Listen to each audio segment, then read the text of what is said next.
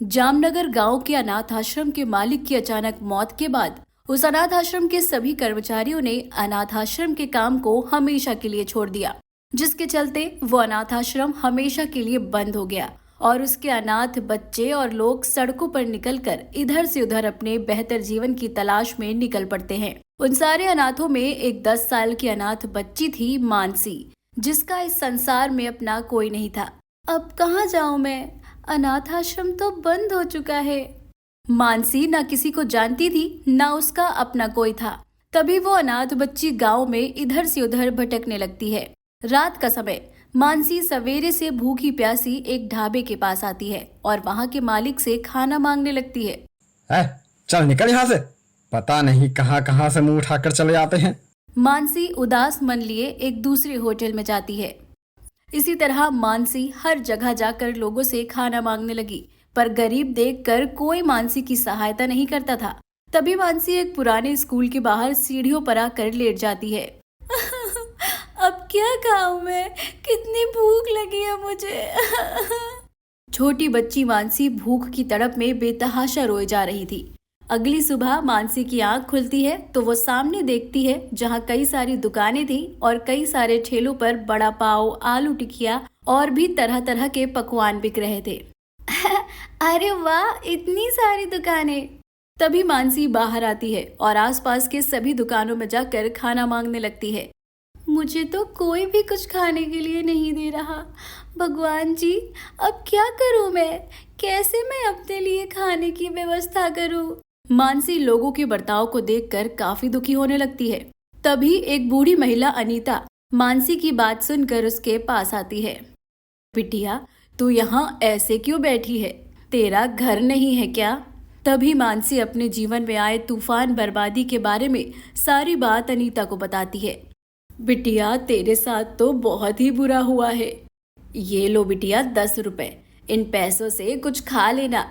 मैं तो एक गरीब महिला हूँ। सड़कों पर झाड़ू लगाकर मैं 2 पैसे कमाकर अपना गुजारा करती हूँ, इसलिए तुझे इससे ज़्यादा पैसे देने की मेरी औकात नहीं है बिटिया। धन्यवाद काकी जी, मैं आपका ये उपहार कभी नहीं भूलूंगी।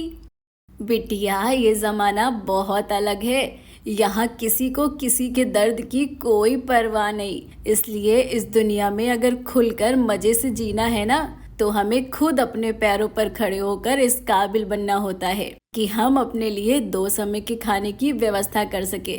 बिटिया, इंसान के सामने हाथ फैलाकर मदद मांगने से अच्छा हम अपने इन्हीं हाथों को किसी काम में इस्तेमाल करके अपने लिए खुद मेहनत से रोटी की व्यवस्था करें।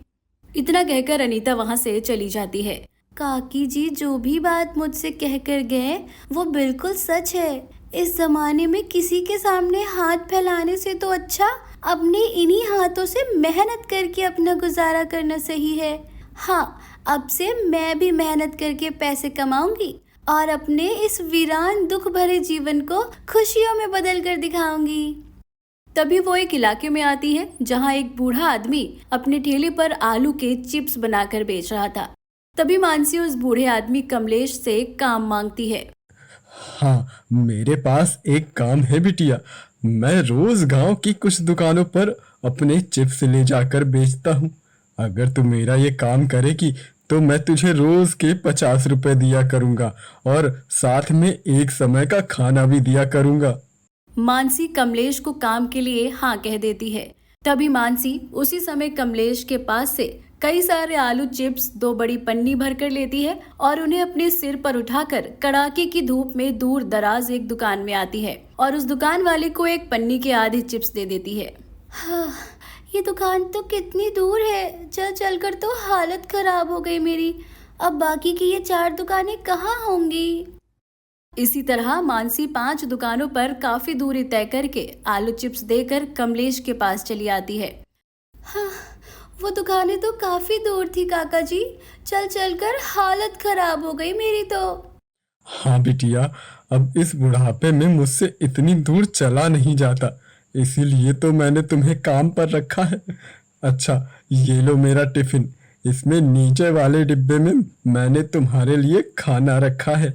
हाँ, आज जाकर इस रोटी की अहमियत पता चली क्या होती है। मानसी खाना खाकर कमलेश से 50 रुपए लेकर दूर दराज उसी पुरानी स्कूल के पास आकर बैठ जाती है। मेरे माता पिता कहाँ होंगे, वो इस दुनिया में हैं भी या नहीं। थोड़े समय बाद मानसी सीढ़ियों पर ही सो जाती है। अगली सुबह मानसी फिर कमलेश के पास आती है और उसके दिए चिप्स फिर से दूर दराज उन दुकानों पर पैदल जाकर दे आती है। इसी तरह कई दिनों तक चलता रहा। मानसी ने कमलेश की दुकान पर काम करके कुछ पैसे इकट्ठे कर लिए थे। एक शाम मानसी स्कूल की सीढ़ियों पर कमलेश के दिए कई सारे आलू के चिप्स खा रही थी। तभी वहां दो बच्चे आते हैं। हमें 10 रुपए के आलू चिप्स दो। बच्चे ये समझ रहे थे कि मानसी आलू चिप्स को बेचने बैठी है।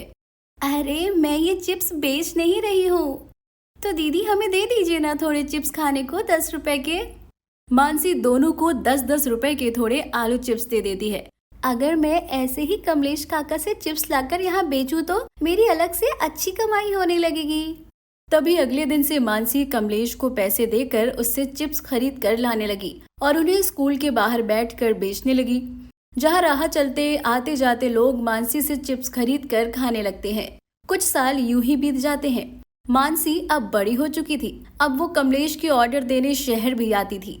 तभी शहर में उसकी नजर एक ठेले पर पड़ती है, जहाँ एक आदमी स्प्रिंग आलू, स्पाइरल पोटैटो जिसे कहते हैं, वो बनाकर बेच रहा था।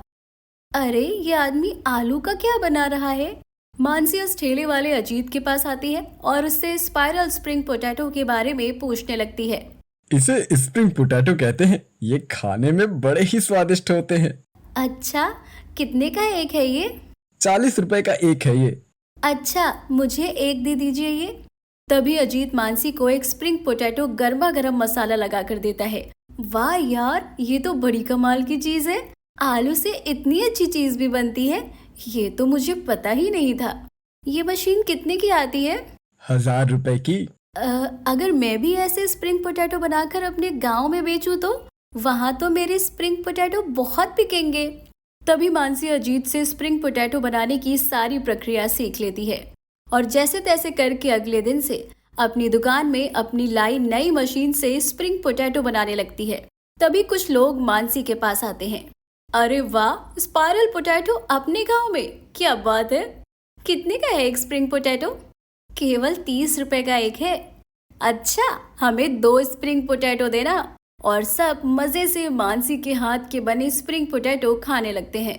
फिर क्या था, मानसी के पास लग जाती है ग्राहकों की लंबी लाइन और उसका कारोबार दिन प्रतिदिन इतना बढ़ता चला जाता है कि मानसी अब एक सुंदर सा ठेला खरीद कर उस पर चिप्स और अपने स्प्रिंग पोटैटो बनाकर बेचने लगी और रोज के हजारों रुपए कमाने लगी। मानसी अपनी कमाई से वहीं करीब में एक छोटा सा किराए का मकान भी खरीद लेती है।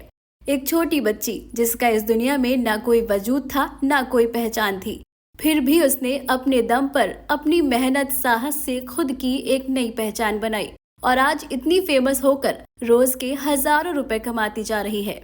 तो दोस्तों, इस कहानी से हमें ये सीख मिलती है कि कामयाबी पाना यकीनन मुश्किल है, लेकिन उसे पाने की अगर दिल में मजबूत लगन हो ना, तो इंसान बड़ी से बड़ी मुश्किलों को भी आसानी से पार करके कामयाबी के मुकाम तक पहुंच ही जाता है।